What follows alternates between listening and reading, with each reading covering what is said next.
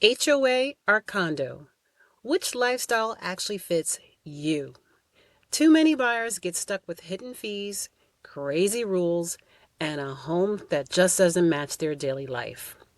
In this video podcast, we'll break down the real differences, the money traps to avoid, and the final steps to finding your perfect home. Let's dive in.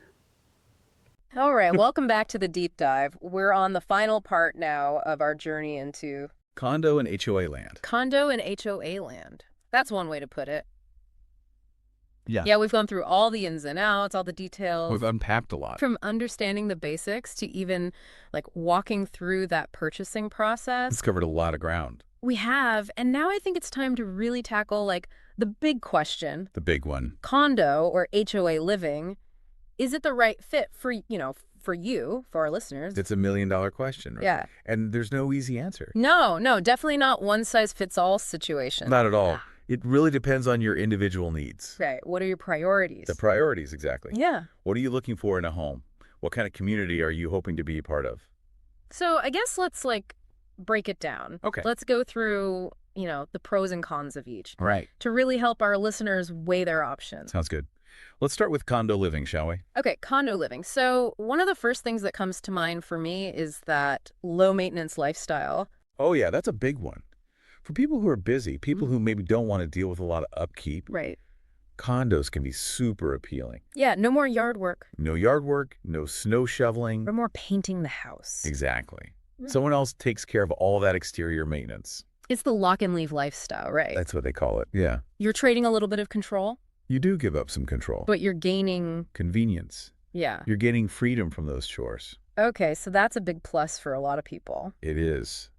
And don't forget about the amenities. Oh, yeah, the amenities. Condos often have a lot more to offer in that department compared to HOAs. Yeah, we're talking pools, fitness centers, clubhouses. Maybe even a concierge service in some of the fancier buildings. It's like having resort-style living right there in your own building. It can be. It can be. But remember, there are two sides to every coin. Right. So what are some of the, downsides of condo living that we should talk about? Well, one thing that can be a deal breaker for some people is the limited control over your property. Yeah, we touched on that before. We did. You're bound by the rules and regulations of the condo association. Which, as we've discussed, can be pretty specific. They can be. You might face restrictions on renovations, pet ownership, noise levels, Right. even things like, what kind of grill you can have on your balcony. Wow, so they really do get into the details. They do.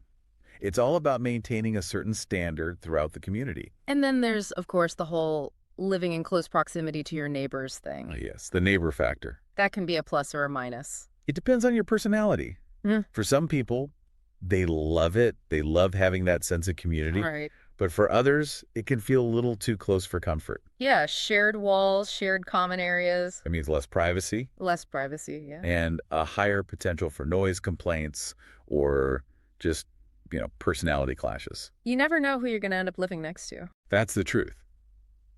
And then, of course, there's the cost factor. Condo fees. Condo fees. They can be quite high, especially in those buildings with all the bells and whistles. Or those in really sought after locations. Exactly. Yeah. So you really have to factor that into your budget. Okay, so condo living, low maintenance, lots of amenities. But potentially restrictive rules. And close quarters. And those fees. All right, let's move on to HOAs then. All right, HOAs.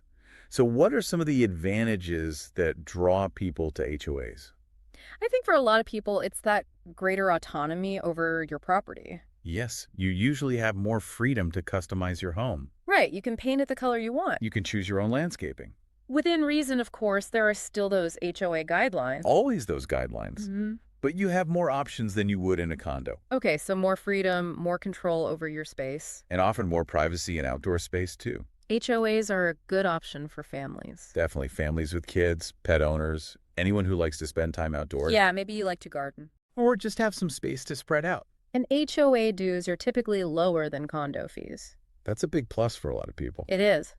But like condos, HOAs also have their downsides. They do. Every rose has its thorns, right? So what are some of the things that our listeners should be aware of? Well, one thing to consider is the responsibility for maintaining your own property. Oh, yeah, we talked about that before. You're in charge of repairs, lawn care, landscaping, snow removal. All of it. All of it, which can be time-consuming And expensive. and expensive. There's always the possibility of unexpected costs, too, like a new roof or a broken appliance. So you got to be prepared for that. You do. And don't forget, those HOA rules, regulations, they still apply. Right. So even though you might have more freedom than in a condo, Yeah, there are still limits. there are limits. You might not be able to paint your house neon green. Probably not a good idea anyway. Probably not. Hmm. You might face restrictions on the type of fence you can install, Okay. or even, like we said before, the types of vehicles you can park in your driveway. Those rules, they're all about maintaining a certain look and feel within the community. Exactly. It's about creating a cohesive and, aesthetically pleasing environment. All right. So we've gone through the pros and cons of both condos and HOAs. We've weighed the options. It's a lot to take in. It is.